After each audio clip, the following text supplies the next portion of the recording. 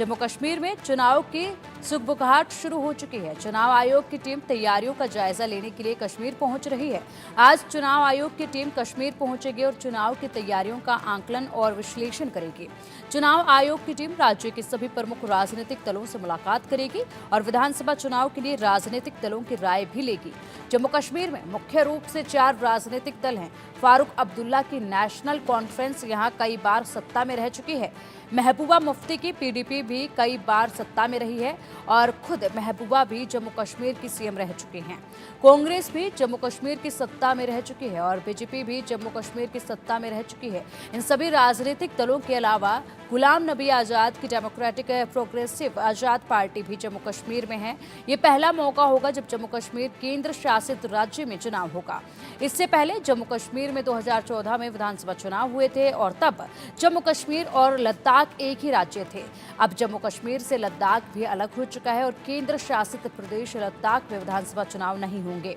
अक्टूबर 2019 में जम्मू कश्मीर राज्य जम्मू कश्मीर और लद्दाख विधानसभाओं में विभाजित हो गया था। अब मुख्य चुनाव आयुक्त राजीव कुमार के साथ ही चुनाव आयुक्त ज्ञानेश कुमार और एसएस संधू भी कश्मीर का दौरा करेंगे। सुप्रीम कोर्ट के आदेश के मुताबिक जम्मू कश्मीर में 30 सितंबर से पहले विधानसभा चुनाव होने हैं और ऐसी उम्मीद की जा रही है कि अगले 10 से 15 दिन में ही जम्मू कश्मीर में विधानसभा चुनाव का ऐलान हो सकता है।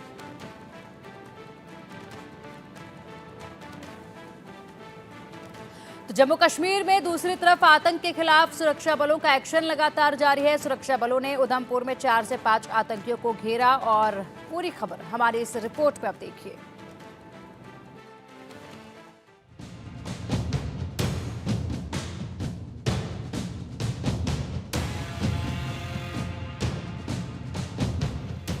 जम्मू कश्मीर में पुराने रूट, नई साजिश और कायराना हमले, उधमपुर में एंटी टेरर ऑपरेशन, आतंकियों के सफाई का तगड़ा प्लान। सुरक्षा बलों ने 4-5 आतंकियों को घेरा। अब होगा आतंकियों का खात्मा। जम्मू कश्मीर में आतंक पर प्रचंड प्रहार। जम्मू कश्मीर में लगातार बढ़ती आतंकी वारदातों के बीच आतंक पर सुरक्षा बलों का प्रचंड प्रहार जारी है और अब सुरक्षा बलों ने उधमपुर के जंगलों में लगातार जारी अभियान के बीच 4-5 आतंकियों को घेरा। सुरक्षा बलों और आतंकियों के बीच मुठभेड़ के दौरान दोनों तरफ से जमकर गोलीबारी हुई। बताया जा रहा है कि सभी जैश-ए-मोहम्मद के पाकिस्तानी आतंकी हैं। जंगल में वर्षा और घनी धुंध सुरक्षा बलों के लिए ऑपरेशन में बाधा बनी। बावजूद इसके सुरक्षा बलों ने बड़े ऑपरेशन को अंजाम दिया। जानकारी के अनुसार पिछले 1 सप्ताह से सुरक्षा बल उधमपुर जिले के बसंतगढ़ में आतंकियों का पता लगाने के लिए उनकी गतिविधियों पर नजर रखे हुए थे। मंगलवार को सुरक्षा बलों को खनेर के भटिया इलाके में कब्रिस्तान के पास 4 आतंकियों के छिपे होने की सूचना मिली। इसके बाद सेना, पुलिस और सीआरपीएफ ने पूरे इलाके को घेरकर ऑपरेशन शुरू किया। जम्मू के अखनूर सेक्टर में बट्टल इलाके और सुंदरबनी इलाके में संदिग्ध आतंकियों की हरकत देखे जाने के बाद सुरक्षा बलों का लगातार ऑपरेशन जारी है।